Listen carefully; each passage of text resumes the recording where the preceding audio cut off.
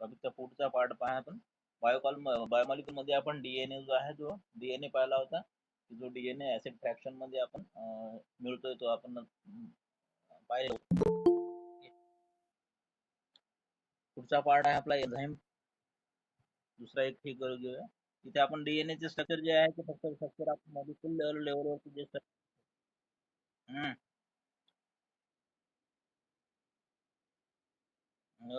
कोण आहे? हा, डीएनए मॉलिक्यूल पाहिला होता आपण, बरोबर आहे. कालच्या याच्यामध्ये आम्ही डीएनए मॉलिक्यूल पाहिला होता, तू नव्हती वाटते बहुतेक. बायो हा, काय हरकत नाही. डीएनए मॉलिक्यूल पाहिला होता आपण. पहा, डीएनए मॉलिक्यूल जो आहे की नाही हा किंवा न्यूक्लिक ऍसिड म्हणू आपण पहिल्यांदा, की न्यूक्लिक ऍसिड जे आहे की नाही, nucleic acid found in the nucleus. ते आपल्याला न्यूक्लिक ऍसिड जे आहे ते न्यूक्लिक ऍसिड सापडते लक्षात घ्या. ठीक आहे. आणि हे न्यूक्लिक ऍसिड आपल्याला नुसतं दोन प्रकारचं असते, एक डीएनए आणि दुसरं आरएनए. ओके. डीएनए का बरं म्हटलं, याच्यामध्ये त्याला नाव त्याचं लॉंग फॉर्म जर म्हणतो करतो म्हणलं तर डिऑक्सी रायबोन्यूक्लिक ऍसिड डीएनए, आणि दुसरं एक न्यूक्लिक ऍसिड सापडते आपल्याला, that is the RNA. Okay. हा डीएनए जो आहे डिऑक्सी रायबोन्यूक्लिक ऍसिड हे आपल्याला पर्टिक्युलरली न्यूक्लियस आणि मायटोकॉन्ड्रिया, एक लक्षात घ्या, दोन याच्यामध्ये न्यूक्लियस आणि मायटोकॉन्ड्रिया अशा दोन याच्यामध्ये हे करते की डीएनए जरी काढून टाकला तरी तरी सेलमध्ये डीएनए जो आहे तो डीएनए न्यूक्लियस जरी काढून टाकला सेलचा तरी डीएनए आपल्याला सापडतो. ओके. डीएनए जो आहे तो डीएनए आपल्याला सापडतो. परंतु आरएनए जो आहे हा आरएनए न्यूक्लियस, लक्षात घ्या, न्यूक्लियस आहे. न्यूक्लियस मध्ये आपल्याला डीएनए याच्यातच सापडतो. आणि मायटोकॉन्ड्रिया जो आहे, लक्षात घ्या, मायटोकॉन्ड्रिया मध्ये सुद्धा आपल्याला हा डीएनए जो आहे तो डीएनए सापडतो, बरोबर आहे. त्यानंतर आरएनए जो आहे तो आरएनए आपल्याला न्यूक्लियस मध्ये सापडतो आणि तो आपल्याला सायटोप्लाझम मध्ये सापडतो, बरोबर आहे. त्यानंतर पुढचा हे आहे की हा न्यूक्लिक ऍसिड एक काय म्हणला, एक्स न्यूक्लिक ऍसिड. आता न्यूक्लिक ऍसिड जे आहे, न्यूक्लिक ऍसिड आपल्याला दोन प्रकारचे सांगले मी तुम्हाला, डीएनए आणि आरएनए, बरोबर आहे. डीएनए आणि आरएनए, डिऑक्सी रायबोन्यूक्लिक ऍसिड आणि रायबोज न्यूक्लिक ऍसिड. ओके. शुगरचा थोडासा फरक आहे याच्यामध्ये. हा डीएनए जो आहे हा डीएनए आपल्याला पर्टिक्युलरली न्यूक्लियस मध्ये सापडतो आणि मायटोकॉन्ड्रिया मध्ये सापडतो, बरोबर आहे. परंतु आरएनए जो आहे आरएनए आपल्याला काही वेळेला न्यूक्लियस मध्ये सापडतो आणि तो सायटोप्लाझम मध्ये सुद्धा पडून असतो. यात आरएनए जो आहे जसं की मेसेंजर आरएनए वगैरे हे प्रोटीन सिंथेसिस साठी आपल्याला कमी पडतात. ओके. इथे आपण फक्त बायोमॉलिक्यूलच्या दृष्टिकोनातून त्याचा विचार करत आहोत. Okay. This actually this DNA is the genetic molecule, लक्षात घ्या. हा डीएनए त्यानंतर सुपर कॉइलिंग होते त्याची, अशा प्रकारची सुपर कॉइलिंग होऊन तो क्रोमोझोम जो आहे तो क्रोमोझोम फॉर्म करतो या, बरोबर आहे. आणि तो तिथे क्रोमोझोम वरती मग त्याला म्हणू आपण की तो आपलं जेनेटिक मटेरियल म्हणून काम करतो. इथे आपल्याला तेवढं त्याचं हे पाहायला मला 12वीच्या याच्यामध्ये आहे. जेनेटिक ज्या वेळेला शिकाल त्यावेळेला त्याचा डिटेल स्ट्रक्चर आहे, परंतु इथे आपल्याला बायोमॉलिक्यूलच्या रूपामध्ये त्याचा आपल्याला विचार करायचा आहे. ओके. इथे पुन्हा आणखी मी काल सांगलं होतं की न्यूक्लियस काढलं तर डीएनए सापडेल का, तर आपल्याला if we remove the nucleus is there DNA or not, or present or not, तर आपल्याला सांगता येईल की मायटोकॉन्ड्रिया मध्ये सुद्धा हा जो मायटोकॉन्ड्रिया लक्षात घ्या, त्या मायटोकॉन्ड्रिया मध्ये सुद्धा डीएनए तिचा स्वतःचा एक डीएनए असतो, लक्षात घ्या. त्याला सर्क्युलर डीएनए असं सर्क्युलर स्वरूपात आढळतो म्हणून त्याला सर्क्युलर डीएनए म्हणतात, बरोबर आहे. त्यानंतर आपण सांगलं होतं की न्यूक्लिक ऍसिड जे आहे, this nucleic acid is the polymer of nucleotide, polymer of nucleotide, nucleotides, polymer of nucleotides. हा न्यूक्लिक ऍसिड जे आहे त्या न्यूक्लिक ऍसिड हा काय आहे, पॉलिमर ऑफ न्यूक्लिओटाइड. मग हे न्यूक्लिओटाइड नेमकं काय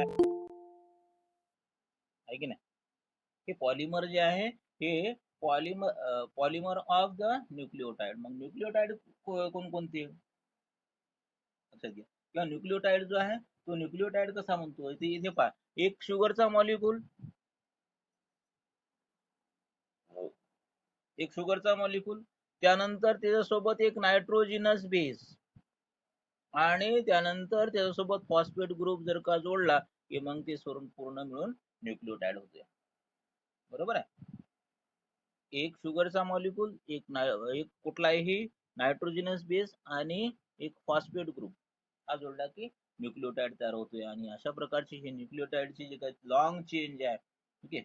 आता इथे आपल्याला डीएनए आणि आरएनए मध्ये फरक जर का करायचा असेल तर इथं रायबोज जर का शुगर वापरली गेली, लक्षात घ्या, रायबोज जर का शुगर वापरल्या गेली लाईक दिस, की अशा प्रकारची जर का शुगर तिथं वापरल्या गेली, जिथे की तिथे OH असेल आणि इथे OH असेल. ओके. आणि त्यानंतर मग इकडे नायट्रोजनस बेस, इकडे फॉस्फेट ग्रुप, तर तो आरएनए होईल. ओके. परंतु त्याच्यामध्ये आपण हा OH 2 कार्बन ऍटम नंबर वरचा O जर काढला, डीऑक्सी म्हणलं मला, त्याच्यातला ऑक्सिजन जर का काढला, इथला जर का ऑक्सिजन काढला की मग तो डीएनए होईल. ओके. तो डीएनए होईल. म्हणजे ज्या वेळेला तो लॉंग पॉलिमरच्या रूपामध्ये असेल त्यावेळेला तो डीएनए होईल. ओके. मग इथे आपण शुगर दोन प्रकारच्या, एक रायबोज शुगर आणि दुसरी डिऑक्सी रायबोज शुगर. म्हणजे पहिल्यांदा हे असेल तर रायबोज आणि याच्यातला O काढला तर डिऑक्सी रायबोज. ओके. त्यानंतर हा फॉस्फेट ग्रुप जो आहे तो फॉस्फोरिक ऍसिड आपल्याला H3PO4 च्या रूपाने इथं जोडायचा आहे. H3PO4 इथे तो जोडून टाकायचा. ओके. मग असा हा पूर्ण न्यूक्लियोटाइड आहे, पूर्ण लांब न्यूक्लियोटाइड जो आहे तो लांब न्यूक्लियोटाइड होईल, डीएनए म्हणून तो काम करेल. आणि हा डीएनए आपल्याला या सेल मध्ये जो आहे तो सेल मध्ये आपल्याला पाहायला मिळतो. काल आपण जवळपास इथे असं हे पाहिलेलं, तुमच्या एनसीआरटी मध्ये सुद्धा याचं असं स्ट्रक्चर जे आहे ते स्ट्रक्चर दिलेलं आहे, मॉलिक्युलर स्ट्रक्चर डीएनएचं जे आहे मॉलिक्युलर स्ट्रक्चर दिलेलं आहे. त्यानंतर हे स्ट्रक्चर थोडंसं आणखी वॅटसन अँड क्रिकनं सांगितलेलं आहे की हे डबल हेलिकल डीएनए जो आहे तो आरएनए सिंगल स्टँड असेल, परंतु डीएनए जे आहे ते डीएनए ची डबल स्टँड असते. आणि ती डबल स्टँड हेलिकली असते. हेलिकल असते.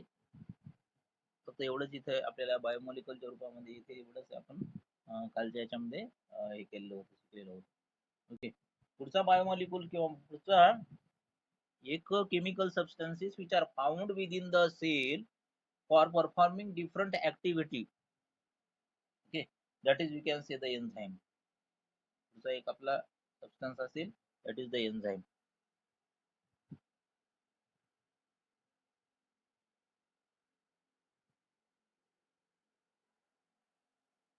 पुढचा आहे पार्ट आपला एन्झाइम.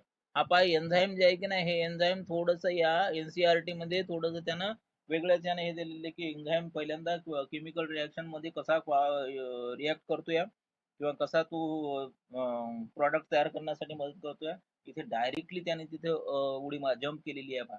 परंतु ही एनसीआरटीच्या पुस्तकामध्ये पहिल्यांदा त्यानं व्यवस्थित त्याला आपल्याला थोडस डिटेल मध्ये घेतलेलं आहे. पहिल्यांदा हे समजून घेऊन त्यानंतर त्या एनसीआरटीचा विचार करूया आपण.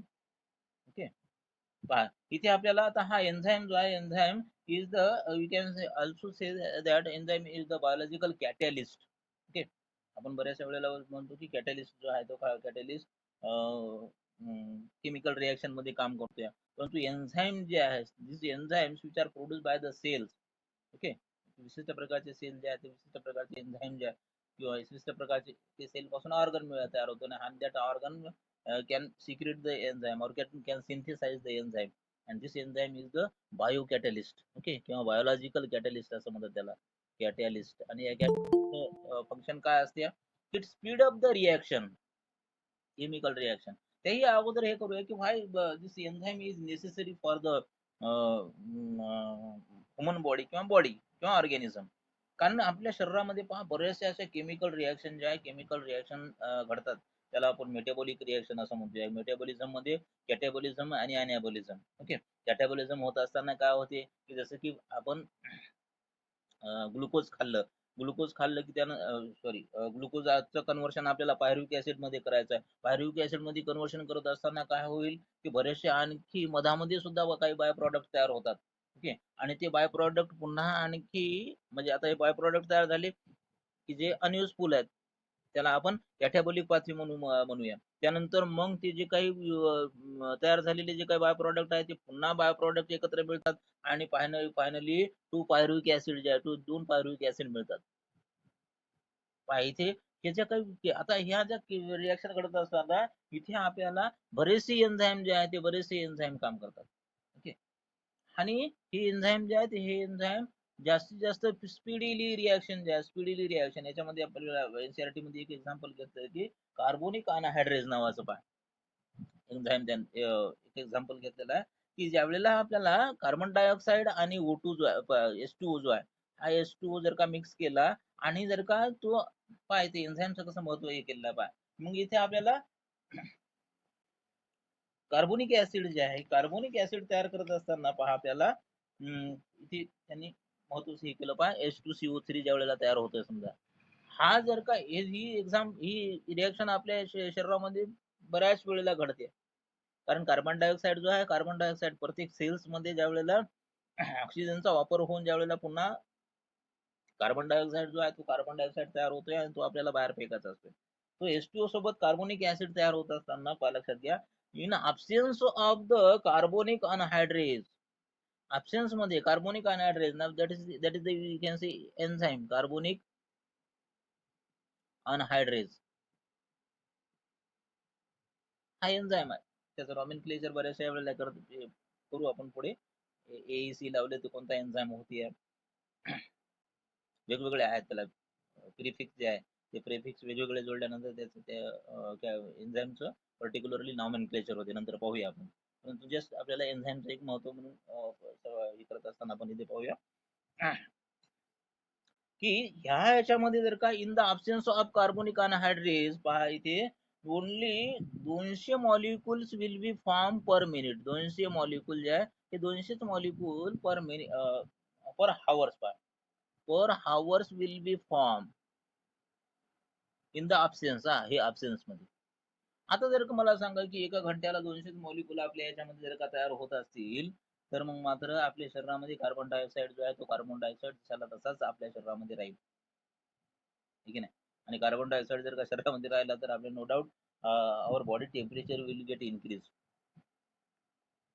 मग इथे काय केलेलं आहे की जर का हीच रिॲक्शन जर का आपण या with the help of this catalyst किंवा ही रिॲक्शन आपण कॅटॅलाइज केली with the help of carbonic anhydrase तर मग मात्र इथे पहा आपल्याला पर सेकंदाला जवळपास ओके पर सेकंदाला 6 लाख मॉलिक्यूल जे आहे ना ते 6 लाख मॉलिक्यूल आपल्याला मिळू शकतात पर सेकंद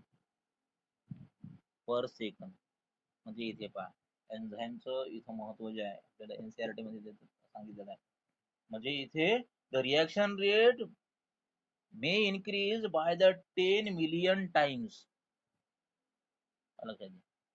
जे एन्झाईमचं आमच्या शरीरामध्ये जर का एन्झाईम जर का नसला आहे हे जर एन्झाईम नसता आमच्या कार्बोनिक अनहायड्रेज नावाचा एन्झाईम जर का नसता तर आमच्या शरीरामध्ये हे अशा प्रकारची जी काही रिॲक्शन आहे now this reaction can not be catalyse okay आणि तो जर का कार्बोनिक अनहायड्रेज नसता तर 2 घंट्याला मग कार्बोनिक ऍसिड तयार होईल आणि त्यानंतर ते ब्लड मध्ये मिक्स होईल आणि हळूहळू नंतर ते ब्लड मधून मग ते लंग्स पर्यंत येईल आणि लंग्स नंतर मग आपण ते कार्बन डायऑक्साइड जे आहे ते बाहेर टाकूया त्याला खूप मोठी प्रोसेस लागली असती ठीक आहे ना किंवा खूप वेळ लागला असता आणि ही वेळ लागत असताना मग काय झालं असतं की बॉडी कोलॅप्स झाली असते सगळी म्हणून निसर्गानं हे आपल्या याच्यामध्ये एन्झाईमची व्यवस्था केलेली आहे लक्षात मग तो अशा विविध प्रकारच्या आपल्या शरीरामधल्या जे काही रिॲक्शन्स आहे की नाही तो रिॲक्शन्स आपल्या कॅटलाइज करतो की जे स्पीडीली रिॲक्शन घडल्या पाहिजे काही ठीक आहे ना स्पीडीली रिॲक्शन जे आहे त्या स्पीडीली रिॲक्शन घडल्या पाहिजे एन्झाईम फॉर एक्झाम्पल जर का आमच्या शरीरामध्ये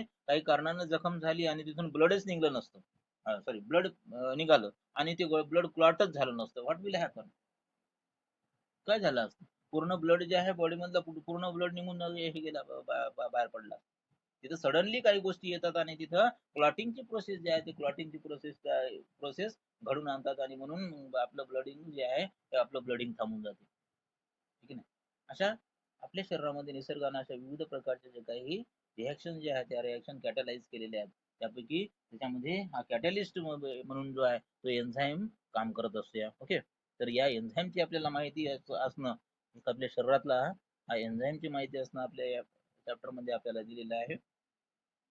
Now see, now the thousands of different chemical reactions takes place automatically at a given time in a tiny cell. पहा लक्षात घ्या, आपण structural and functional unit of body म्हणलं सेल, कारण here different chemical reaction takes place. Thousands of different chemical reactions are takes place within the tiny cell. एका cells मध्ये पहा लक्षात घ्या, प्रोटीन सिंथेसिस एक प्रोसेस, दुसरी एटीपी प्रोडक्शन, है की नाही, त्यानंतर याचं रिप्रोडक्शन घडून आणणं, त्याच्यानंतर याचं रेस्पिरेशन घडून आणणं, अशा विविध प्रकारच्या रिएक्शन जे आहेत this reactions are takes place within the tiny cells. Thousands of reaction, ज्याची आपण कल्पनाही करू शकत नाही की एका या टिनी सेल मध्ये, एका साध्या सेल मध्ये आपल्या ह्या एवढ्या मोठ्या रिएक्शन ज्या एवढ्या मोठ्या रिएक्शन घडून आणू शकतात. This reactions takes place at the body temperature. लक्षात घ्या, जे काही आपलं बॉडी टेम्परेचर आहे 37 डिग्री सेल्सिअस, या 37 डिग्री सेल्सिअस वरती बरोबर रिएक्शन ज्या त्या रिएक्शन बरोबर हे करतात. अदरवाइज व्हॉट विल हॅपन, याच्यामध्ये कुठल्याच प्रकारची रिएक्शन जर झाली नाही तर सेल विल बी डेड, ठीक आहे. Death of cell will be occur. Now if these enzyme were not present in the cell, either the reaction would not occur, or if they occur they would occur at very slow rate.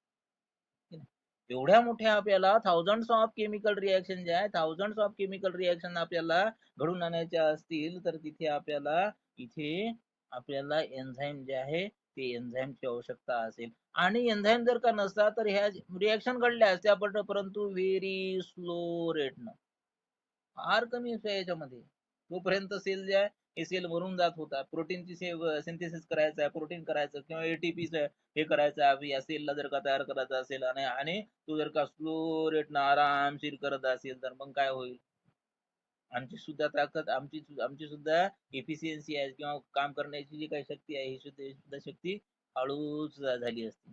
परंतु नाही, मानव जो आहे किंवा organism जो आहे तो organism थोडासा modified आहे, आणि म्हणून याच्यामध्ये हे एन्झाईम जे आहे ते एन्झाईम आपल्याला पाहायला मिळतात की जो स्पीड घेतोय किंवा रेट ऑफ रिएक्शन जो आहे, हा रेट ऑफ रिएक्शन जे आहे, रेट ऑफ रिएक्शन वाढवण्याचं काम जे आहे ते काम करण्यासाठी ह्या एन्झाईमची व्यवस्था आपल्या शरीरामध्ये केलेली आहे. त्यानंतर each enzyme catalyzes small number of reaction, specifically perhaps only one. लक्षात घ्या, म्हणजे काय आहे स्पेसिफिक एन्झाईम, या वाक्याचा अर्थ काय होईल की स्पेसिफिक एन्झाईम जो आहे, स्पेसिफिक एन्झाईम स्पेसिफिक रिएक्शन जे आहे हे स्पेसिफिक रिएक्शन घडून आणतोय. स्पेसिफिक रिएक्शन, जसं की कार्बोनिक अनहायड्रेट म्हणलं, हा नो डाऊट हे काय होईल, कार्बोनिक ऍसिड तयार करण्यासाठीच काम करेल, दुसरं काम तो करणार नाही, ठीक आहे ना. काही डायजेस्टिव्ह एन्झाईम आहे ते डायजेशन साठीच काम करतील. पॉलिसॅकराइड असतील त्याचं मोनोसॅकराइड मध्ये कन्व्हर्शन करण्याचं काम जे आहे ते मोनोसॅकराइड मध्येच कन्व्हर्शन करण्याचं काम करतो. स्पेसिफिसिटी आहे तिथे एन्झाईम मध्ये, स्पेसिफिसिटी आहे. कारण याच एकाच एन्झाईम जर का म्हणलं की हेच एन्झाईम मी हेही काम करतो, इकडेही याच्यातही भाग घेतो, त्याच्यातही भाग घेतो, तर मग मात्र आपली रेट ऑफ रिएक्शन जे आहे तो रेट ऑफ रिएक्शन वाढल्या गेला नसता. म्हणून काय झालं, याला स्पेसिफिसिटी दिलेली आहे. लक्षात घ्या, specific enzyme cannot act on a specific substrate, पुढे सांगलेलं आहे. ओके, स्पेसिफिक सबस्टेट, पर्टिक्युलर एक सबस्टेट असेल की त्याच्यावरच तो ऍक्ट करेल, किंवा पर्टिक्युलर रिएक्शन मध्येच हा एन्झाईम जो आहे तो पर्टिक्युलर एन्झाईम त्या पर्टिक्युलर रिएक्शन्स मध्येच कॅटलिस्ट म्हणून काम करेल, ठीक आहे. किंवा धरला एक कुठला तरी एन्झाईम आणि तो टाकला, अमायलेज एक्झाम्पल जर घेतलं, अमायलेज हा काय करणार आहे, स्टार्च वरती ऍक्ट करणार आहे आणि स्टार्चला डायजेशन करणार आहे. बाकी दुसरं अमायलेजचं काम आमच्या शरीरामध्ये दुसरं काही नाही. म्हणजे इथे स्पेसिफिसिटी जी आहे ती स्पेसिफिसिटी आपल्याला याच्यामध्ये पाहायला मिळते. नाव त्यानंतर the substance upon which an enzyme act is term as a substrate.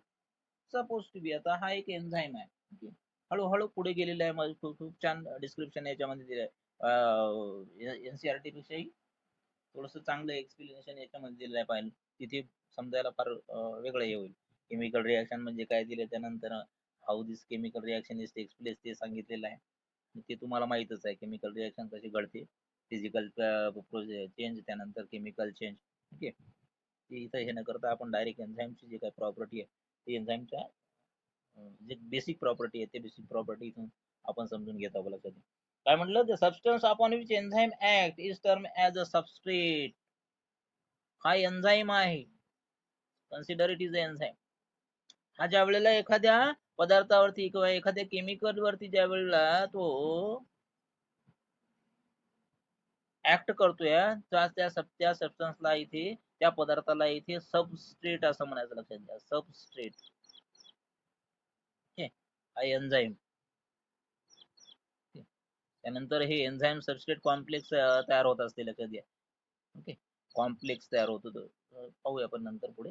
ES complex जो आहे तो ES कॉम्प्लेक्स तयार होतो. म्हणजे इथे पहा, ज्या सब पदार्थावरती एन्झाईम ऍक्ट करतोय त्या पदार्थाला सबस्ट्रेट असं संबोधायचं आहे आपल्याला.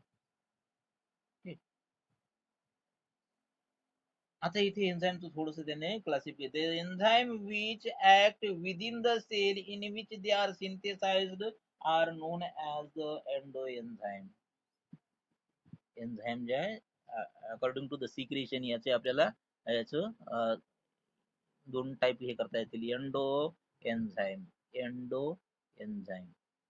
आणि दुसरा आहे एक्झो एन्झाईम. एंडो आणि एक्झो असे दोन डिपेंडिंग ऑन द सिक्रेशन. लक्षात घ्या. ठीक आहे. आता हे काय होईल की हे endo enzyme, those enzyme which are synthesized within the cell and used by the cell. या सेलनं तो तयार केला आणि त्यानंच वापरला, त्याला एंडो एन्झाईम असं म्हणायचं. Example, enzyme produced in the chloroplast and mitochondria. Chloroplast आणि मायटोकॉन्ड्रिया मध्ये हे जे एन्झाईम आहेत, क्लोरोप्लास्ट. लक्षात घ्या, क्लोरोप्लास्ट आणि मायटोकॉन्ड्रिया याच्यामध्ये हे एंडो एन्झाईम जे आहे ते मेनली हे एंडो एन्झाईम वापरले जातात. क्लोरोप्लास्ट आणि मायटोकॉन्ड्रिया मध्ये एंडो एन्झाईम जे आहे एंडो एन्झाईम वापरले जातात. ओके. आणि जर का इफ द सिक्रेशन, आता ह्या सेलनं हे सिक्रेट केला, एन्झाईम सिक्रेट केला आणि तो रिलीज करून टाकला सराउंडिंग मध्ये, आणि तो नंतर मात्र दुसऱ्या यानं वापरला, त्याला म्हणायचं आपल्याला एक्झो एन्झाईम. इथे काय होईल, हे सिक्रेट करेल आणि त्याने सिक्रेट केल्यानंतर तो बाहेर सोडून देईल. ओके, रिलीज करून टाकेल, इथे रिलीज करून टाकेल सराउंडिंग मध्ये. ओके, आणि हे रिलीज झालेले एन्झाईम जो आहे, now this enzyme are used by the another tissue और another cell. Such enzyme are called as the exo enzyme. त्याला एक्झो एन्झाईम असं म्हणायचं. लक्षात, त्या एन्झाईमला एक्झो एन्झाईम असं म्हणायचं. एक्झाम्पल खूप सुंदर दिलं आहे. फंजाय मध्ये काय होतं, फंजाय मध्ये पहा, फंजाय काय करते, एक विशिष्ट प्रकारचं एन्झाईम रिलीज करते आणि ते दुसऱ्या सबस्टेट वरती ऍक्ट करते. म्हणजेच ही एन्झाईम तो दुसऱ्यासाठी तयार करतोय. Okay. Now these enzymes synthesized by the living cell retain their catalytic property even when extracted from the cell. Now see, these enzyme, आता हे कुठल्याही प्रकारचे एन्झाईम असो, तो एंडो असो का मग तो एक्सो एन्झाईम असो. Now these enzyme synthesized by the living cell retain their catalytic properties. याची प्रॉपर्टी जी आहे ना, now they are these retain their catalytic property even when they extracted from the cells. आपण जर का हे सेल तो सेल मध्ये आहे म्हणून सेल मध्ये तिथंच काम करेल असं नाही, तर त्याला जर का आपण बाहेरही काढून जर का घेतला, तो जर का एन्झाईम आम्ही बाहेर काढून जरी घेतला किंवा ह्या टेस्ट ट्यूब मध्ये जर का घेतला, तर मग मात्र तरी सुद्धा त्याची प्रॉपर्टी जी आहे ती प्रॉपर्टी आपल्याला तशाला तशीच पाहायला मिळेल. की नाही बुवा हे बॉडीच्या बाहेर काढला म्हणून त्याची प्रॉपर्टी जी आहे प्रॉपर्टी लॉस होईल, अशातली घटना नाही. ओके, त्याची प्रॉपर्टी जी आहे ती प्रॉपर्टी रिटेन राहू शकते.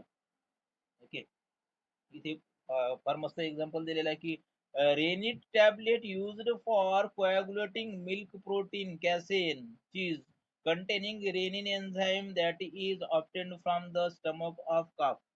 लक्षात, काफच्या स्टमक पासून मिळवलेलं जे काही रेनिन आहे की नाही, हे रेनिन टॅबलेटच्या रूपामध्ये आज आपल्याला मार्केटमध्ये rennin that is you can say the enzyme. आणि हे एन्झाईम आम्ही प्रोटीन मिल्क जे आहे, प्रोटीन मिल्क कोॲग्युलेट करण्यासाठी, की ज्याच्यापासून आम्ही चीज बनवतोय, लक्षात. म्हणजे इथे रेनिनची जी काही प्रॉपर्टी होती, ही रेनिनची प्रॉपर्टी त्या बॉडीमध्येच आहे अशातला प्रकार नाही आहे. त्यानं बाहेर येऊन सुद्धा तेच काम केलं, की जे बॉडीमध्ये काम करू लागलं तेच काम इथे त्यानं या बाहेर आपण जर काही केलं ते चीज बनवण्यासाठी, म्हणजे मिल्क प्रोटीनचं कोॲग्युलेशन जे आहे किंवा घट्ट ज्याला करू आम्ही, है की नाही, त्यासाठी त्याला वापरले जाते. म्हणजे जिथे एन्झाईम जे आहे, एन्झाईम एंडो आहे, एंडो एन्झाईम की जे विदिन सेल तयार होतात आणि विदिन सेलच वापरल्या जातात. That type of enzyme are called as the endo enzyme. आणि एक्झो एन्झाईम जे आहे, एक्झो एन्झाईम की जे स्वतः तयार करतात आणि बाहेर सोडून देतात. आणि नंतर बाहेरचे सबस्टेट जो आहे, तो बाहेरचा सबस्टेट तो एन्झाईम आपल्या कामासाठी वापरतो, त्याला एक्झो एन्झाईम असं म्हणायचं. ओके. त्याच्यामध्ये आम्ही रेनिनचं एक्झाम्पल हे करू शकतो, की बाबा रेनिन जे आहे, रेनिन बाहेरही आम्ही त्याचं किंवा त्याची प्रॉपर्टी जे आहे ते प्रॉपर्टी नष्ट होत नाही. आम्ही एक्स्ट्रॅक्ट केला एखाद्या सेल पासून, ठीक आहे नाही, त्याच्यापासून जर का आम्ही एक्स्ट्रॅक्ट केला तर तो बाहेरही आम्ही तो जसं बॉडीमध्ये काम करतो तसंच तो बाहेरही काम करू शकतो. म्हणजे प्रॉपर्टी आर रिटेन. ओके. त्यानंतर पुढचं हे आहे की याचं नेचर काय आहे. आता एन्झाईम एन्झाईम एन्झाईम म्हणालो आपण, की बाबा हा नेमका कसा बनलेला असेल, कशाचा असेल, काय असेल याच्यामध्ये, ठीक आहे नाही. मग त्याचं नेचर काय आहे नेमका एन्झाईम जो आहे, हे एन्झाईम जर का एवढं अशा प्रकारचं जर का काम करत असेल तर मग त्याचं नेचर काय आहे, त्याच्या प्रॉपर्टीज काय आहे पुढे पाहूया आपण. ओके. पहिल्यांदा त्याचा